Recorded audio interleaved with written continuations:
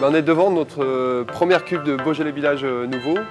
Comme on peut le voir, elle date du 28 août. Donc ça veut dire que les vendanges ont commencé très tôt dans le Beaujolais, à partir du 25 août. Et on va pouvoir déguster cette cuve de Beaujolais Village nouveau.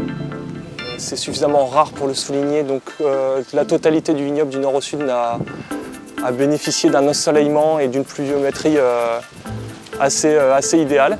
Donc on est sur un millésime effectivement très précoce et avec des belles maturités. On a eu un printemps relativement sec de avril à juin, une pluviométrie un peu plus importante sur juillet, mais là c'était vraiment essentiel. Après au mois d'août on a eu une alternance de temps assez variable, avec des températures relativement clémentes.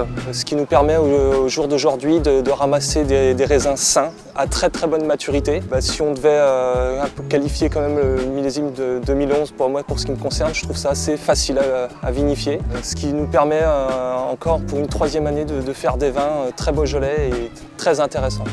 Donc si on compare un peu les différents millésimes par rapport à ce 2010, où 2009 bien sûr était un millésime exceptionnel avec une maturité parfaite, ce qui nous a donné pour cette région du Beaujolais vraiment des très grands vins. 2010 était un très beau millésime pour faire des nouveaux avec des vins avec beaucoup de fruits, beaucoup de fraîcheur. Et là 2011 qui je pense fera partie du top 3 des millésimes qu'on a pu vinifier ensemble, où les vins seront riches, complets.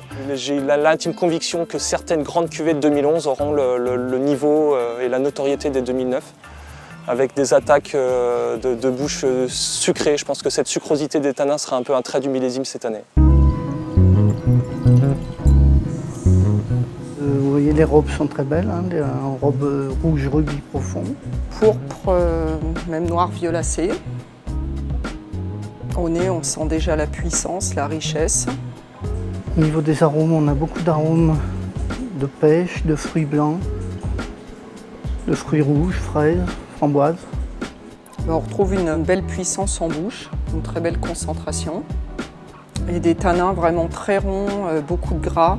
C'est très gourmand comme vin. Ce sera des vins très agréables, très fruités. Les primeurs seront excellents. On a déjà la certitude qu'on tient un millésime 2011 sans fausse note. Et même j'irai plus loin en disant que c'est le troisième millésime sans fausse note. Donc je pense à 2009, 2010, 2011. Donc le troisième millésime honorable en Beaujolais, et le Beaujolais en a besoin.